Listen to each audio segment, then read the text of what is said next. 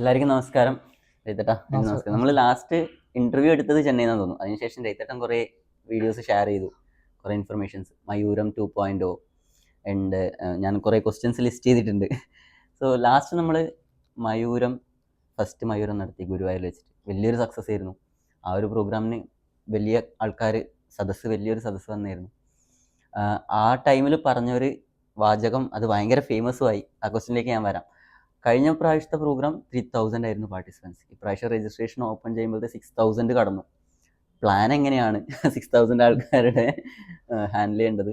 അതുപോലെ ആ ടൈം പറഞ്ഞ RIC, റഷ്യ, ഇന്ത്യ, ചൈന, പുതിയ ലോകക്രമം, അത് റീസെൻ്റ്ലി ഭയങ്കര വൈറലായി. കാരണം ആ സമയത്ത് പറയുമ്പോൾ ഒരു സാധ്യതയില്ലാത്തൊരു കാര്യം ഇപ്പോൾ അത് സംഭവിച്ചിരിക്കുകയാണ്. എന്നോട് ചോദിച്ചാൽ LMRKയുടെ ഹിസ്റ്ററി നോക്കുമ്പോൾ ഏറ്റവും വലിയ കോൺട്രിബ്യൂഷൻ അതായിരിക്കും. അതിൻ്റെ കൂടെ തന്നെ LMRK എഫക്റ്റ് എന്നുള്ളൊരു പേര് വരാൻ തുടങ്ങി. ബട്ടർഫ്ലൈ എഫക്റ്റ് നമ്മൾ ആദ്യം പറഞ്ഞിരുന്ന LMRK എഫക്റ്റ്. സോ ഈ 3 ക്വസ്റ്റ്യൻ ഒന്ന് നമ്മളെ ആദ്യം വരികയാണെങ്കിൽ ഇപ്പം എൻ്റെ കുറേ ഇൻ്റർവ്യൂസ് വന്നിരുന്നു പല ചാനലുകളിലായിട്ട്. കുറേ നാളെ കൊടുത്തിരുന്നില്ല, പിന്നെ ഇപ്പം ഈ അടുത്ത് കൊടുത്തിരുന്നു. നമ്മുടെ ഒക്ടോബർ 12 മയൂരം 2 ആരംഭിക്കുകയാണ്. ഒരൊറ്റ ദിവസമാണ് പരിപാടി. അന്ന് ഗുരുവായൂർ വെച്ചിട്ട് രാജവത്സവ ഓഡിറ്റോറിയത്തിൽ വെച്ചിട്ട്. ഇത് വെച്ചാൽ നമ്മൾ ഈ പ്രോഗ്രാം ഉദ്ദേശിക്കുന്നത് 2-3 കാര്യങ്ങളാണ്. ഒന്ന്, കുട്ടികൾക്ക് എഴുത്തിരുത്തൽ ചടങ്ങ്, ജ്ഞാനപ്പഴം എന്ന് പറഞ്ഞ് നമ്മൾ കഴിഞ്ഞ കൊല്ലം നടത്തിയ പരിപാടിയുടെ തുടർച്ച. അതെന്താ വെച്ചാൽ നമ്മൾ പഠിക്കുന്ന കുട്ടികൾക്കും യുവാക്കൾക്കും ഭഗവാന്റെ എനർജി കിട്ടി അവരുടെ ജീവിതത്തിൽ ആ ഒരു വെളിച്ചം ഉണ്ടാവട്ടെ. കാരണം അവരെ ഇരുട്ടിലേക്ക് കൊണ്ടുപോകാൻ വേണ്ടി ഒരുപാട് ആൾക്കാർ പുറത്ത് കാത്തു നിൽക്കുന്നുണ്ട്.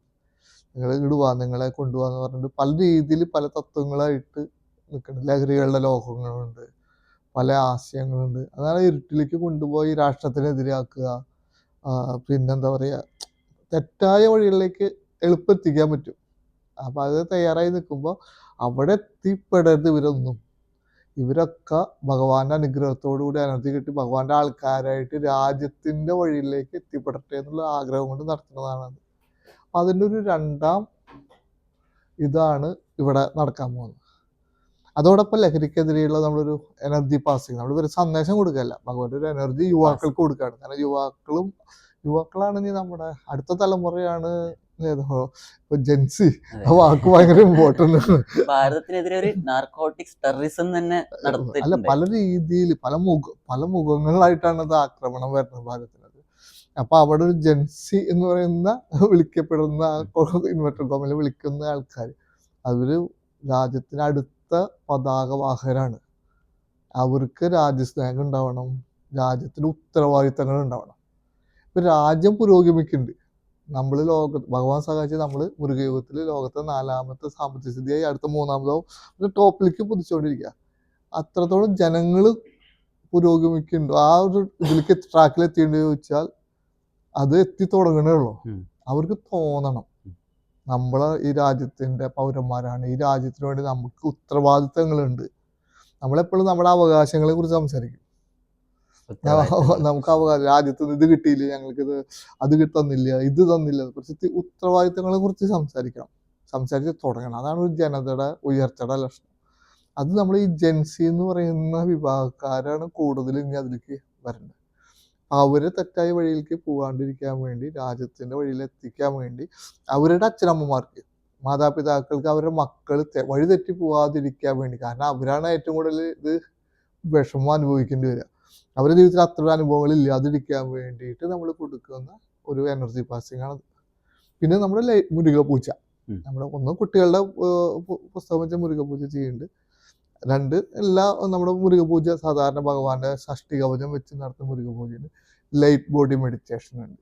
ലൈറ്റ് ബോഡി മെഡിറ്റേഷൻ നമുക്ക് എല്ലാവരുടെയും എപ്പോഴും ആൾക്കാർ ആഗ്രഹിക്കുന്ന, കാരണം അതിൻ്റെ അവിടെ വന്നിരിക്കുമ്പോൾ കിട്ടുന്ന ഒരു അനുഭൂതി ഭയങ്കര അപാരമായ കാര്യമാണ്. അപ്പം അത് നടത്തുന്നുണ്ട്. പിന്നെ സ്പെഷ്യലായിട്ട് ഈ പ്രാവശ്യം ഭഗവാന്റെ അനുഗ്രഹത്തിൽ ഡീകോഡ് ചെയ്ത് കിട്ടി കയ്യിൽ തന്ന സ്കന്ദലോകം, കണക്റ്റിംഗ് ടു സ്കന്ദലോകം, അതിലേക്ക് വരാം. അപ്പൊ ഈ പരിപാടി നടക്കുമ്പോൾ നമ്മളെവിടെയും പരസ്യം ചെയ്തിട്ടില്ല. ഞാൻ എൻ്റെ ഫേസ്ബുക്ക് പേജിൽ പോലും ഇതുവരെ ഇട്ടിട്ടില്ല. നമ്മുടെ LMRK വെബ്സൈറ്റിൽ ഇട്ടിട്ടില്ല, LMRK ഫേസ്ബുക്ക് പേജിൽ ഇട്ടിട്ടില്ല, ലിങ്ക് ഇട്ടിട്ടില്ല. നമ്മുടെ ഗ്രൂപ്പുകളിൽ ലിങ്ക് ഇട്ടപ്പോൾ തന്നെ ഒരൊറ്റ ദിവസം കൊണ്ട് 4000 complete. 4000-ന് മേലെ 4500 അതെ, പേര് രജിസ്റ്റർ ചെയ്ത് കഴിഞ്ഞു. അപ്പോൾ 1000 പേരെ നമുക്ക് അവിടെ ഇരുത്താൻ പറ്റുള്ളൂ. അപ്പോൾ നമ്മൾ ആദ്യം 6 മണിക്ക് ആ പരിപാടിയിലാണ് കുട്ടികൾക്ക് വേണ്ടിയിട്ടുള്ള എഴുത്തിനിരുത്തൽ ചടങ്ങ് ഉൾപ്പെടുത്തി. ബാക്കി അവിടെ അതിൽ വേറെയുണ്ട്, മുരുക പൂജയുണ്ട്, ലേറ്റ് ബോഡി മെഡിറ്റേഷൻ ഉണ്ട്, കണക്ട് ടു സ്കന്ദലോക മെഡിറ്റേഷനും ഉണ്ട്. പിന്നെ നമ്മൾ 9 മണിക്കാണ് നമ്മുടെ സാംസ്കാരിക സദസ്സ് എന്നൊരു പ്രോഗ്രാം വെച്ചാൽ. അപ്പം നമ്മുടെ പ്രധാനപ്പെട്ട അതിഥികളൊക്കെ വരുന്നുണ്ട്. അവരായിട്ട് എല്ലാവരോടും സംസാരിക്കും. അത് കഴിഞ്ഞിട്ട് അതിലുണ്ട് മെഡിറ്റേഷൻ പരിപാടിയൊക്കെ. പിന്നെ 12 മണിയുടെ ഇതാണ് നമ്മൾ 3 വെച്ചിട്ടാണ് പ്ലാൻ. അങ്ങനെ 3 വെച്ച് ഓപ്പൺ ചെയ്തു. ഒരു 3000-3500 പേരിനുള്ളിൽ കൊടുക്കും. 1 മണിക്കൂർ 1.5 മണിക്കൂർ കൊണ്ട് എല്ലാം 3500 ക്ലോസ് ആയി. അപ്പൊ ഇനി എന്താ ചെയ്യുക, ഒരെണ്ണം കൂടി ആരംഭിക്കുക. കാരണം അത്രയധികം ആൾക്കാർ ഫോൺ കോൾ വന്നുകൊണ്ടിരിക്കുകയാണ്. അപ്പൊ ഇത്രയധികം ആൾക്കാർക്ക് ആഗ്രഹം ഉണ്ടല്ലോ വെച്ച് നമ്മൾ 2 മണിയുടെ 4-ാമത്തെയും കൂടി സ്റ്റാർട്ട് ചെയ്തു. സ്റ്റാർട്ട് ചെയ്തപ്പോ അത് 1 മണിക്കൂർ കൊണ്ട് അത് ക്ലിയർ ആയി. അപ്പൊ പിന്നെ സ്റ്റോപ്പ് ചെയ്തിട്ട് പിന്നെ വല്ല ഡ്യൂപ്ലിക്കേറ്റ് ഉണ്ടോ എന്നൊക്കെ ചെക്ക് ചെയ്തപ്പോ അങ്ങനെയൊന്നും ഇല്ല. നമ്മൾ ഈ തിങ്കളാഴ്ച പുലർച്ചെ 4 മണിക്കുള്ള ഈവനിങ് ഒരു സ്ലോട്ട് കൂടി സ്റ്റാർട്ട് ചെയ്തല്ലേ? 2 മണിക്ക് ഒന്ന് സ്റ്റാർട്ട് ചെയ്തു. 2 മണി ഏർലി മോർണിംഗ്. കാരണം 4 മണിക്ക് നമ്മൾ സ്കൂൾ വിട്ടുകൊടുക്കണം. അപ്പൊ അതിന് കഴിഞ്ഞിട്ട് ഈവനിങ് ചെയ്യാൻ പറ്റില്ല. അപ്പൊ പിന്നെ ആകെ ചെയ്യാൻ പറ്റുന്നത് പുലർച്ചെ 4 മണിക്ക് ചെയ്യാന്നുള്ളത്. അതിപ്പോ വീണ്ടും സ്ലോട്ട് ഓപ്പൺ ചെയ്യാണ്. അപ്പൊ കിട്ടാത്തവരൊക്കെ അതിൽ ചെയ്യാം. അപ്പൊ അതും കൂടി ഫുൾ ആയി കഴിഞ്ഞാൽ ഏകദേശം 5000-ന് പുറത്ത് 6000-ന്റെ അടുത്ത ആൾക്കാര് 24 hours അടുത്ത് നമ്മൾ വർക്ക് ചെയ്യണം. തലേദിവസമായിട്ട് എല്ലാ ഗ്രൗണ്ട് ഫോഴ്സ് ടീം ഒക്കെ വന്നിട്ട് ഇതൊക്കെ സ്വീകരിച്ച് പുലർച്ചെ 4 മണിക്ക് ഞാനും എനർജി പാസിംഗ് ആണ്. അപ്പൊ ത്രൂ ഔട്ട് ഞാനും ഫുള്ള് ഇരിക്കണം. നമ്മളിത് എങ്ങനെയാ വെച്ചാൽ ഒരു സിനിമയുടെ ഇതുപോലെയാ. അത് നമ്മള് സിനിമ ഇറങ്ങുമ്പോ ആദ്യത്തെ ഷോയുടെ ആൾക്കാർ വരുന്നു. അപ്പൊ സൂപ്പർ ഹിറ്റ് ആയ സിനിമ എങ്ങനെ ഇരിക്കും, ആദ്യത്തെ ഷോ ആൾക്കാർ വരുന്നു, അതിപ്പോ ബാക്കിയുള്ളവർ പുറത്ത് വെയിറ്റ് ചെയ്യണു, അത് ഇറങ്ങി ഷോ കഴിയുമ്പോൾ അടുത്ത ആൾക്കാർ കയറുന്നു. ഇങ്ങനെ പുലർച്ചെ 4 മണി തൊട്ട് വൈകുന്നേരം 4 മണി വരെ കണ്ടിന്യൂസ് ആയിട്ട് നടക്കും. അപ്പൊ പക്ഷെ ഇതിൽ സന്തോഷമാണ് കേട്ടാ. എല്ലാമാർക്കും എത്രത്തോളം ഭഗവാന്റെ അനുഗ്രഹത്താൽ ജനങ്ങളുടെ ഇടയിൽ സ്വീകരിക്കപ്പെട്ടു എന്നുള്ളതിന്റെ നേർക്കാഴ്ച എന്ന് പറയാൻ പറ്റും. അടുത്ത പ്രാവശ്യം നമുക്ക് 2 ദിവസമായിട്ട് അപ്പൊ നമ്മളെപ്പോഴും ചെറുതായിട്ട് തുടങ്ങുക. കാരണം നമ്മുടെ ഉള്ളില് എപ്പോഴും നമ്മള് എന്റെ മനസ്സിപ്പോഴും ഞാൻ തുടക്കത്തിലുള്ള ആളുടെ മനസ്സാ. ഇത്ര വലുതായിരുന്നൊന്നും എനിക്ക് ഉൾക്കൊള്ളാൻ പറ്റും. അപ്പൊ ഞാൻ എപ്പോഴും ഇങ്ങനെ മെല്ലെ മെല്ലെ വെക്കുള്ള സ്റ്റെപ്പ്. ഭഗവാൻ പിടിച്ചത് വലിയ കാര്യങ്ങളിലേക്ക് എത്തി, വലിയ ഇതായിട്ട് മാറ്റും. എല്ലാ പ്രോഗ്രാമും നമുക്കറിയാം, വലിയ പ്രോഗ്രാമായിട്ട് പോകാൻ സാധിച്ചു. ദുബായിൽ അത് വലിയൊരു പ്രോഗ്രാം, അത് അങ്ങനെ വലുതാക്കി തരും, വലിയ പ്രോഗ്രാമാക്കി മാറ്റും. അപ്പോൾ എല്ലാമാർക്കും എത്രത്തോളം ജനങ്ങളുടെ ഇടയിൽ സ്വീകരിക്കപ്പെട്ടതിന്റെ നേർക്കാഴ്ചയാണ് നമ്മൾ കാണുന്നത്. അതിൻ്റെ ഒരു സന്തോഷം തീർച്ചയായും ഉണ്ട്. കാരണം നമ്മൾ ജസ്റ്റ് എന്തോ പറഞ്ഞിട്ട് പോകുന്നതല്ല, പറയുന്നതും ചെയ്യുന്ന ഡ്യൂട്ടിയും റിസൾട്ട് കാണാനുണ്ട്. അതൊരു അനുഗ്രഹം കൊണ്ടാണ്. ഇപ്പൊ നോക്കൂ, നമ്മൾ എവിടെയും പരസ്യം ചെയ്തിട്ടല്ല ഈ ആൾക്കാർ വരുന്നത്. നമ്മള് തുടർച്ചയായിട്ട് പരസ്യം ചെയ്യുക വേറെ രീതിയിൽ ഒന്നുമില്ല, ജസ്റ്റ് ഗ്രൂപ്പിൽ മാത്രമേ ഇട്ടുള്ളൂ. അപ്പൊ ആ സ്വീകാര്യതയുണ്ട്. ആ സ്വീകാര്യത നേരത്തെ ഇപ്പൊ സുരജ് പറഞ്ഞ പോലെ നമ്മൾ പറയുന്നതിനും ഭഗവാൻ പറയണതാണ് നമ്മൾ പറയണത്. നമ്മൾ ചെയ്യുന്നതിന്റെ റിസൾട്ട് ലോക ചരിത്രത്തിൽ കാണാൻ പറ്റണു എന്നുള്ളത് നേരിട്ട് കാണാൻ പറ്റുകയാണ്. അതാണ് അതിന്റെ ഒരു പുതിയൊരു വേർഡ് ഉണ്ടായി, എൽഎംആർക്ക് എഫക്ട്. കാരണം ജിയോ പൊളിറ്റിക്സിന്റെ ന്യൂസ് വരുമ്പോൾ ഒരുവിധം എല്ലാ ചാനലിന്റെയും, എൽഎംആർക്കുടെ പരിപാടികളല്ല, എല്ലാ ചാനലിന്റെ അടിയിലും കുറച്ച് ആൾക്കാരെങ്കിലും എൽഎംആർക്ക് എഫക്ട് എന്ന് പറഞ്ഞ് ഇടും. അതൊരു പുതിയൊരു വേർഡ്. മുരുകയുഗം എന്ന് പറഞ്ഞാൽ 2012 ഞാൻ സംസാരിക്കുമ്പോൾ 2013 ആരംഭിക്കുന്നത്. അന്ന് പറയുമ്പോൾ ആരും പറയണില്ല. ഇന്ന് എത്ര ആൾക്കാരെ മുരുകയുഗത്തിനെ കുറിച്ച് പറയണത്, എത്ര വീഡിയോസ് വരുന്നു. മുരുക സമ്മേളനം എന്റെ പുസ്തകത്തിലാണ് ഞാൻ ആദ്യമായി ചെയ്തത്. വേൾഡ് മുരുക കോൺഫറൻസ് നടത്തും നമ്മുടെ അവസാനത്തെ യാഗം കഴിഞ്ഞ എന്ന്. അത് കഴിഞ്ഞ് തമിഴ്നാട്ടിൽ 2 Muruga conference, world Muruga conference നടന്നു. ഒന്ന് ഗവൺമെന്റ് നേരിട്ട് നടത്തി, 2 ഹിന്ദു ഐക്യവേദി നടത്തി. ഇപ്പൊ കേരളത്തിൽ ജനുവരിയിൽ തിരുവനന്തപുരത്ത് വെച്ചിട്ട് ഒരു ഗ്രൂപ്പ് വേൾഡ് മുരുക കോൺഫറൻസ്, അതിലെന്നെ ഗസ്റ്റ് ആയിട്ട് വിളിച്ചിട്ടുണ്ട്. അവരെ പല ഇന്റർവ്യൂവിൽ എന്നെ കുറിച്ച് സംസാരിക്കുന്നുണ്ട് വിളിച്ചവർ. അപ്പോൾ എത്ര പെട്ടെന്നാ നോക്കൂ ഗ്രോത്ത്. ആ മുരുക കോൺഫറൻസ്, വേൾഡ് മുരുക കോൺഫറൻസിനെ കുറിച്ചിട്ടാണ് ഇപ്പൊ ആൾക്കാർ സംസാരിക്കുന്നത്. നമ്മളിപ്പോഴും നമ്മൾ ചെയ്തിട്ടില്ല, നമ്മളെ ബുക്കിൽ എഴുതിയിട്ട് ആരും ആലോചിക്കാത്ത വിഷയമാണ്. നമ്മുടെ അവസാനത്തെ യാഗം കഴിഞ്ഞാൽ നമ്മളും ചെയ്യും, എല്ലാവർക്കും ചെയ്യും. അപ്പോ ഒരു മുരുക വേവ്സ് ആ ഒരു വേർഡ് യൂസ് ചെയ്ത് ഞാൻ ഇപ്പോഴും ഓർക്കുന്നത്. 2 വർഷം മുന്നേ മുരുക വേവ് ഉണ്ടായി വരും, ഓളം വരും, വേൾഡ് ഫുള്ള് മുരുക ആരാധന കൂടും എന്ന് പറഞ്ഞിട്ട് ആ സമയം പറഞ്ഞിട്ടുണ്ടായിരുന്നു. അവർ ആ ഒരു വേവ്സ് മുറുക വേവ്സ് ഇങ്ങനെ വന്നുകൊണ്ടിരിക്കുക. ആ ഒരു അലടികൾ തുടങ്ങിയിട്ടുണ്ട്. അത് ശക്തി തിരമാലകളായിട്ട് അങ്ങനെ ഇതാവും. അപ്പോ അതൊക്കെ ഒരു ഭഗവാന്റെ അനുഗ്രഹമാണ്. നേരത്തെ പറഞ്ഞ പോലെ എൽഎംആർക്ക് എഫക്റ്റ് എന്നുള്ള പേരും ലോക ചരിത്രത്തിലെ എൽഎംആർക്കിയുടെ പ്രവർത്തനങ്ങൾ എങ്ങനെ മാറ്റങ്ങൾ ഉണ്ടാക്കുന്നു എന്നുള്ളതൊക്കെ തീർച്ചയായും കാരണം അനുഗ്രഹമാണ്. RIC എന്നുള്ള ആ വാക്കേ അത് മയൂരത്തിലാണ് പറഞ്ഞത്. സോ ഈ മയൂരാകുമ്പോഴത്തേക്ക് അത് ഇൻ പിക്ചർ നമ്മൾ നേരിട്ട് കാണുകയാണ് ആ 3 ലീഡേഴ്സ് ഒന്നിച്ച് നിന്നുകൊണ്ട്. നമ്മളെയും എഫേർട്ട് എടുക്കുന്നതിനെക്കാട്ടും ചൈന ആൻഡ് റഷ്യ എഫേർട്ട് എടുക്കുകയാണ് കൂടുതൽ. We are standing with India എന്നൊക്കെ പറഞ്ഞിട്ട് അവർ സ്റ്റേറ്റ്മെന്റ് പറയാണ്. സി ജിൻപിങ് ഒക്കെ അങ്ങനെ പറയുന്നത് കഴിഞ്ഞ വർഷം നമ്മളാരും ചിന്തിക്കുന്ന പോലും ഇല്ല. നമ്മൾ 2023 യിങ്യാങ് യാഗം നടത്തിയത്. അന്നാണ് ഇത് ആദ്യമായിട്ട് പറഞ്ഞത്. ഈ യാഗത്തിന്റെ ലക്ഷ്യം തന്നെ ഇന്ത്യ ചൈന അന്നത്തെ കാലത്തെ പോലെ ബന്ധം വരണം, ഇന്ത്യ ചൈന റഷ്യയിലേക്ക് വരണം. കഴിഞ്ഞ കൊല്ലം ആഗസ്റ്റിലാണ് നമ്മുടെ മയൂരം നടന്നത്. അന്ന് ഞാൻ പ്രസംഗിക്കുമ്പോൾ ഈ പറഞ്ഞിട്ടുണ്ടായിരുന്നു, പടിഞ്ഞാറനെ തള്ളി പുതിയ ലോകക്രമം വരും, ഏഷ്യൻ സൈഡിൽ ഇന്ത്യ ചൈന റഷ്യ എന്നൊരു പുതിയ ലോകക്രമം വരും, പഴയാണ്ടവൻ അത് തീരുമാനിച്ചിട്ടുണ്ട്. ഈ മയൂരാകുമ്പോഴേക്കും കഴിഞ്ഞ ഒരു കൊല്ലം ഈ മയൂരാകുമ്പോഴത്തെ ആ വീഡിയോ വൈറലായി വീണ്ടും ആയി. കാരണം ഞാൻ അന്ന് പറഞ്ഞ പോലെ 3 നേതാക്കള് ആഗസ്റ്റ് മാസം, നമ്മൾ ആഗസ്റ്റിലാണ് പറഞ്ഞത്, ആഗസ്റ്റ് മാസത്തിൽ നിൽക്കുകയാണ്. കഴിഞ്ഞ ആഗസ്റ്റിലാണ് ഞാൻ ഇതിനെ കുറിച്ച് പറഞ്ഞത്. അടുത്ത ആഗസ്റ്റില് 3 പേരും ഒരുമിച്ച് നിൽക്കണ ചിത്രം ലോകം ആഘോഷിക്കുകയാണ്. ലോക മീഡിയ, നമ്മൾ ഒരു കൊല്ലം മുമ്പ് പറഞ്ഞ കാര്യം ലോകത്തിലെ മീഡിയാസ് ഒരു കൊല്ലം കഴിഞ്ഞപ്പോ എല്ലാവരും സംസാരിച്ചു തുടങ്ങി. കാരണം ഇത് സ്കെപ്റ്റിക്കലായിട്ട് ഇങ്ങനെ നോക്കി കണ്ടുകൊണ്ടിരുന്നവരെല്ലാരും വന്നിട്ട് ആ വീഡിയോയുടെ കമന്റ് ചെയ്യാൻ തുടങ്ങി, അദ്ദേഹം പറഞ്ഞിരുന്നു ഇത് മുന്നേ എന്ന് പറഞ്ഞിട്ട്. അല്ല, അത് ഇതാണ്. അപ്പൊ ആലോചിക്കുക, നമ്മളിത് പറയുമ്പോ ഒരിക്കലും നടക്കാൻ സാധ്യതയില്ലാത്ത ഒരു ചുറ്റുപാടുകളായിരുന്നു അവിടെ ആ സമയത്ത്. പെട്ടെന്ന് അത് ചേഞ്ച് ആയി, അത് ലോകക്രമം മാറി. ഇവർ 3 പേര് നിൽക്കുന്ന പടത്തോടുകൂടി ലോകം ആഘോഷിക്കുമ്പോൾ ഒരു കൊല്ലം മുമ്പ് എൽഎംആർക്ക് ചെയ്ത് വെച്ച ഡ്യൂട്ടിയുടെ റിസൾട്ടാണ് കാണുന്നത്. അപ്പൊ നമ്മൾ പറഞ്ഞ കാര്യം ഒരു കൊല്ലം കഴിയുമ്പോൾ ലോകം ഏറ്റെടുത്തു, ലോകത്തെ മീഡിയാസ് ഏറ്റെടുത്തു, അതൊരു ആഘോഷമാക്കിയിട്ട് മാറി. അത്ഭുതം മാത്രമാണ്, അത്ഭുതത്തോടു കൂടിയിട്ട് നോക്കി കാണുന്നത് ഇത് എങ്ങനെ സംഭവിക്കുന്നു. പക്ഷെ അതങ്ങനെ സംഭവിക്കണം. കാരണം എന്താ വെച്ചാ, നമുക്ക് ഇപ്പൊ ആവശ്യം ആ ഒരു ബന്ധമാണ്. ഇന്ത്യ ടോപ്പ് ആവണമെങ്കിൽ ഇത് നടന്നേ പറ്റൂ. ഇല്ലെങ്കിൽ എപ്പോഴും അമേരിക്കയുടെ സാമന്തരാജ്യമായിട്ട് നിൽക്കേണ്ടി വരും. കാരണം അവര് ടോപ്പായിട്ട് നിൽക്കണം. അവർ മാറേണ്ട സമയമായി, അവർ താഴെ വരേണ്ട സമയമായി, ഡോളർ താഴെ വരേണ്ട സമയമായി. ഈ ഡോളറിനെ തൊട്ട് കഴിഞ്ഞാൽ അവർ സമ്മതിക്കില്ല. കാരണം ഡോളറിനെ തൊട്ട് അവർക്കറിയാം അവരെ തകർന്നു. കാരണം വേറെ രാജ്യങ്ങൾക്ക് അവരുടെ കറൻസി അടിക്കണമെങ്കിൽ ഭയങ്കര ബുദ്ധിമുട്ടാണ്. സ്വർണത്തിന്റെ കണക്കും മറ്റേതൊക്കെ, അല്ലെങ്കിൽ നാണയപ്പേര് പോലെ. ഇവർക്ക് വേണ്ട, ഇഷ്ടത്തിന് അടിച്ച് ലോകത്തിങ്ങോട്ട് വിടുകയാണ്.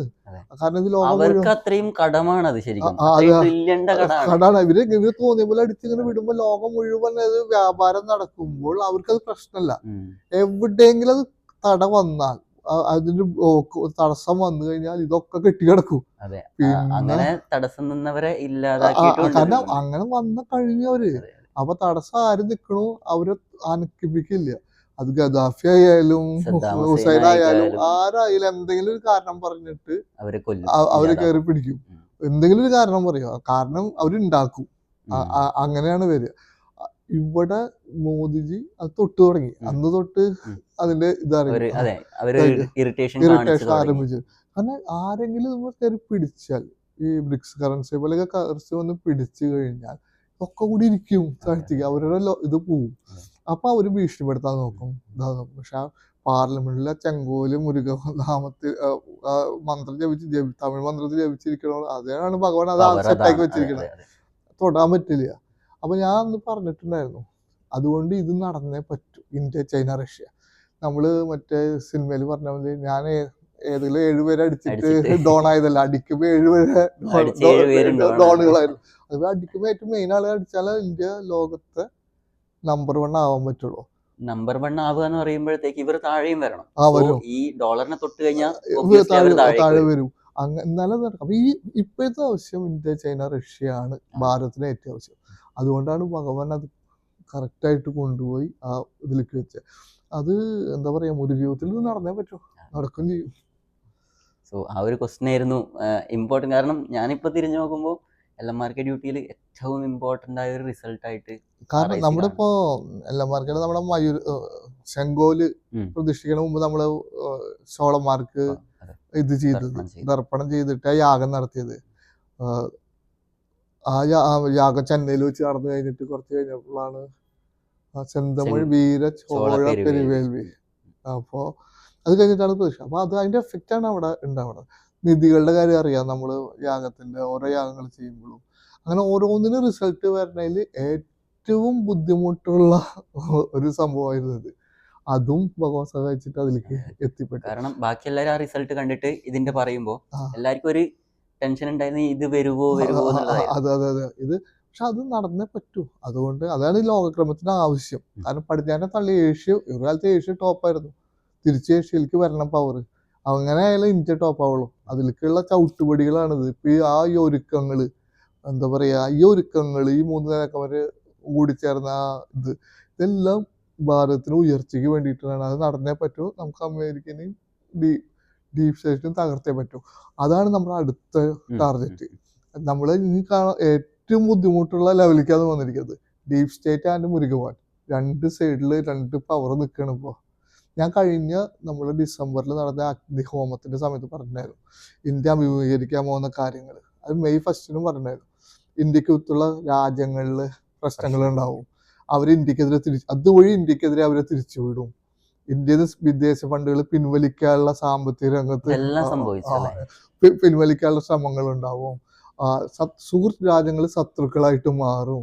ഇതൊക്കെ ഈ സമയത്ത് നടക്കും എന്ന് പറഞ്ഞു. ഇതെല്ലാം സംഭവിച്ചു. എന്നിട്ട് ഒരു കാര്യം കൂടി ഞാൻ പറഞ്ഞായിരുന്നു, ഇതൊക്കെ ഭഗവാൻ പറഞ്ഞ കാര്യങ്ങൾ.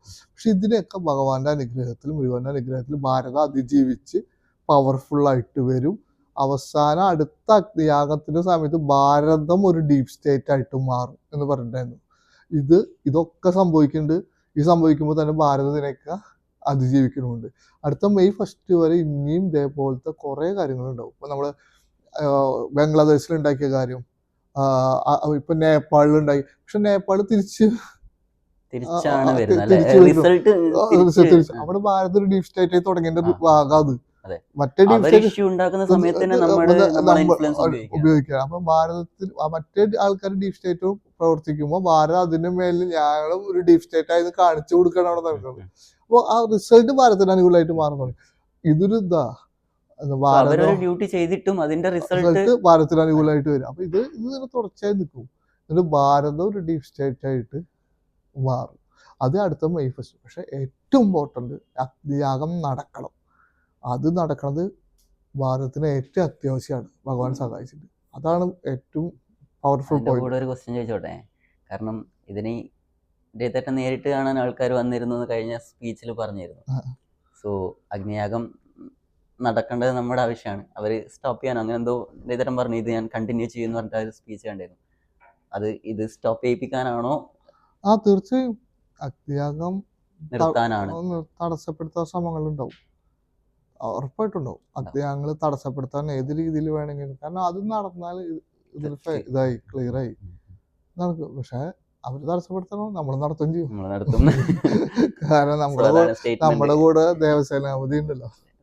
പിന്നെ എത്രയോ ആൾക്കാരുടെ സ്നേഹവും പ്രാർത്ഥന അത് ചോദിക്കണായിരുന്നു. ആ വീഡിയോസിന്റെ ഒക്കെ താഴെ രചിച്ച് ശ്രദ്ധിക്കണം, കുറെ അവരുടെ സ്നേഹം കാണിക്കാണ്. അവർ ശ്രദ്ധിക്കണം, ഞങ്ങൾ പ്രാർത്ഥിക്കാം, ഭക്ഷണം കഴിക്കുമ്പോൾ ശ്രദ്ധിക്കണം പുറത്തുനിന്ന്. അങ്ങനെ അവരുടെ ഒരു രീതിക്കുള്ള കമന്റ്സ്. കുറെ വീട്ടിലുള്ളവര്, വീട്ടമ്മമാര്, അവരൊക്കെ പേര് കാണുമ്പോൾ നമുക്ക് മനസ്സിലാവും അവരൊക്കെ ഒരു സ്നേഹം കാണിക്കുന്നുണ്ട് ആ വീഡിയോന്റെ താഴെ.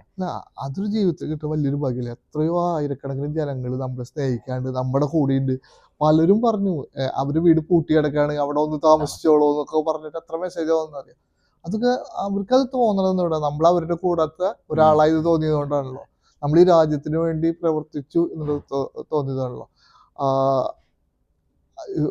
എന്താ പറയാ, അത്രയും സ്നേഹങ്ങളും അവരുടെ സപ്പോർട്ടും കിട്ടണ ബലം ഭയങ്കര. അത് എന്താ പറയാ, അതിൽ നമ്മളൊരു സംഭവത്തിലേക്ക് കൊണ്ടുപോകുമ്പോൾ ഭഗവാന്റെ അനുഗ്രഹവും നമ്മുടെ കൂടെയുള്ള സേനയുടെ ബലവും അവരുടെ സ്നേഹം ഒക്കെ നമുക്ക് ഭയങ്കര എല്ലാ രീതിക്കും സപ്പോർട്ടാണ്. അതിപ്പോ ഫിനാൻഷ്യലി നമ്മളിപ്പോ എവിടെയും സ്പോൺസേഴ്സിനെ ചോദിക്കാറില്ല. ഫിനാൻഷ്യലി നമ്മള് എങ്ങനെയെങ്കിലും പ്രോഗ്രാം ആവുമ്പോഴത്തേക്കും നമ്മള് പ്രോഗ്രാമിന് ഇറങ്ങാണ് ഭഗവാനെ പ്രാർത്ഥിച്ചിട്ട്. അത് നമ്മൾ സ്പോൺസറെ കണ്ടിട്ടല്ല, നമ്മള് നമ്മുടെ ആൾക്കാർ നമ്മുടെ കൂടെ നിൽക്കുന്ന വിശ്വാസത്തിൽ ഇറങ്ങണത്. കാരണം വലിയ പ്രോഗ്രാമിലേക്ക് ഇറങ്ങണം, നമ്മുടെ കയ്യിൽ അതൊന്നും ഉണ്ടാവില്ല. പക്ഷെ ഇറങ്ങുമ്പോ അത് ഭഗവാൻ സഹായിച്ചിട്ട് ഇവരെല്ലാം നമ്മുടെ കൂടെ നിൽക്കും. ഭഗവാൻ അനുഗ്രഹത്തിൽ അതിന്റെ കൂട്ടത്തിൽ ആ സംഭവം വരും, ആ പരിപാടി നമ്മൾ ഗംഭീരമായിട്ട് നടത്തും. അങ്ങനെ തന്നെയാണ് എല്ലാ പ്രാവശ്യം പോണത്. അപ്പോ ഇത്രയും വലിയൊരു ജനങ്ങളുടെ സപ്പോർട്ട്, ആ ഒരു സ്വീകാര്യത, എല്ലന്മാർക്ക് ഭയങ്കര സ്വീകാര്യത കിട്ടിയിട്ടുണ്ട്. അവർക്ക് അവരുടെ സ്നേഹം എനിക്ക് കിട്ടുന്നുണ്ട്. അത് അമ്മമാരുണ്ട്, പെങ്ങന്മാരുണ്ട്, ചേട്ടന്മാരും അനിയന്മാരും ഉണ്ട്. എൻ്റെ വീട്ടിൽ തോക്കുണ്ട്, ഇങ്ങോട്ട് വന്നു. ചിലവർ പറഞ്ഞു ഞങ്ങളൊക്കെ അങ്ങോട്ട് ഇറങ്ങി പുറപ്പെടുന്നു. അങ്ങനെയൊക്കെ പറയുമ്പോൾ അതിപ്പോ നമുക്ക് കിട്ടുന്ന ഒരു ആവേശം ഭയങ്കരമാണ്. അതോടൊപ്പം എനിക്ക് ഭയങ്കര രസമല്ല, ഭയങ്കര സന്തോഷം തോന്നിയ സംഭവം, നമ്മുടെ ഈ പരിപാടിക്ക് നമ്മുടെ കേണല് ഋഷി രാജലക്ഷ്മി, എല്ലാവർക്കും അറിയണ്ടാവും, ഇന്ത്യയുടെ വീരപുത്രൻ, അദ്ദേഹത്തിന് ഞാൻ വിളിച്ചിരുന്നു. ഓക്കെ, അപ്പൊ അദ്ദേഹം ആദ്യം എന്താ പരിപാടി, എവിടെ വെച്ചിട്ടാണ്, എനിക്ക് എന്താണ് റോള് എന്നൊക്കെ ചോദിച്ചു. ആൾക്ക് ഒഴിവില്ല എന്ന് പറഞ്ഞു. അവസാനം പറയും ആള് നമ്മുടെ ഗ്രൂപ്പിലുണ്ട്. അതുകൊണ്ട് എനിക്ക് ഞെട്ടിപ്പോയി. അവിടെ ഗ്രൂപ്പിലുണ്ട്. ഞാൻ കുറെ നാളായിട്ട് നിങ്ങളെ വാച്ച് ചെയ്യുന്നുണ്ട്, നിങ്ങളുടെ പ്രവർത്തനങ്ങൾ, രാജ്യത്തിന് വേണ്ടിയുള്ള പ്രവർത്തനങ്ങൾ എനിക്ക് ഇഷ്ടമാണ്, അതുകൊണ്ട് ഞാൻ നിങ്ങളെ സൈലന്റ് ആയിട്ട് വാച്ച് ചെയ്തോണ്ടിരിക്കുന്നത്. അദ്ദേഹത്തെ പോലെ അതൊരു ഭാരതത്തിലെ വീരപുത്രനാണ്, രാജ്യസ്നേഹിയാണ്, ഒരു ലഫ്റ്റനന്റ് കേണലാണ്. അദ്ദേഹത്തെ പോലുള്ള ആൾക്കാർ നമ്മുടെ പ്രവർത്തനങ്ങള് കണ്ട് അവര് രാജ്യത്തിന് വേണ്ടി നല്ല നല്ല കാര്യങ്ങൾ ചെയ്യുന്നത് മനസ്സിലാക്കുമ്പോ ഇവരൊക്കെ ഉണ്ട് നമ്മുടെ ഒപ്പം. ഇവരൊക്കെ നമ്മുടെ ഓൾറെഡി അവരൊക്കെ കൂടെ ഉണ്ട്. അതുപോലെ തന്നെ പുതിയൊരു നാഷണലിസ്റ്റ് വലിയൊരു ഗ്രൂപ്പ് ഉണ്ടാക്കാൻ എല്ലമാർക്കിനെ കൊണ്ട് കഴിഞ്ഞിട്ടുണ്ട്. കാരണം ഈ ഒരു ബോധം മീൻസ് എന്താ നടക്കുന്നതെന്നുള്ളത് ഇപ്പൊ ചേട്ടൻ പറഞ്ഞിട്ടാണ് കുറെ പേർക്ക് അവർ വീഡിയോയുടെ ഇടയിൽ കമന്റ് ഇടാറുണ്ട്. ABCD ഒക്കെ ഇടയിൽ ഇത് ഇപ്പോഴാണ് കാര്യങ്ങൾ മനസ്സിലായി വരുന്നത്. മീൻസ് ഇദ്ദേഹത്തിന്റെ വീഡിയോ കാണുമ്പോഴാണ്, കാരണം ആൾക്കാർക്ക് ടെൻഷനാണ്, നേപ്പാൾ കാണുമ്പോഴും ബംഗ്ലാദേശ് കാണുമ്പോഴൊക്കെ ടെൻഷനാണ്. പക്ഷെ എല്ലമാർക്കിയുടെ വീഡിയോ കാണുമ്പോൾ, ചേട്ടൻ സംസാരിക്കുന്ന കാണുമ്പോൾ അവർക്കത് ആശ്വാസമാണ് എന്ന് പറഞ്ഞിട്ട് അവർ എഴുതാറുണ്ട്. സോ വലിയൊരു നാഷണലിസ്റ്റ് ഗ്രൂപ്പ് ഉണ്ടാക്കാൻ കഴിഞ്ഞിട്ടുണ്ട് എന്ന് എനിക്ക് തോന്നുന്നു. അല്ല, അതൊരു എനിക്ക് കിട്ടിയ ഒരു വലിയൊരു അനുഗ്രഹമായിട്ടാണ് ഞാൻ കാണുന്നത്. നമ്മള് കാരണം ഒരുപാട് ജനങ്ങൾക്ക്, ഒരുപാട് യുവാക്കളുടെ ഇടയിൽ ഒരു രാജ്യസ്നേഹം വരുന്നു എന്നറിയുന്നതിൽ ഇതുവഴി ഈ ഡ്യൂട്ടി ചെയ്തു കഴിഞ്ഞാൽ ഞാൻ രാജ്യത്തെ സേവിക്കുക മനസ്സിലാക്കി, നമ്മുടെ രാജ്യത്തിന് വേണ്ടിയിട്ടാണ് പ്രവർത്തിക്കേണ്ടതെന്ന് മനസ്സിലാക്കി ഒരു അഭിമാനം തോന്നുന്ന ഒരു സമൂഹത്തിലെ കുറച്ചു പേരെങ്കിലും ഉണ്ടാക്കാൻ നമ്മളെ കൊണ്ട് പറ്റുന്നുണ്ടെങ്കിൽ അത് ഏറ്റവും വലിയൊരു ഭാഗ്യമല്ലേ.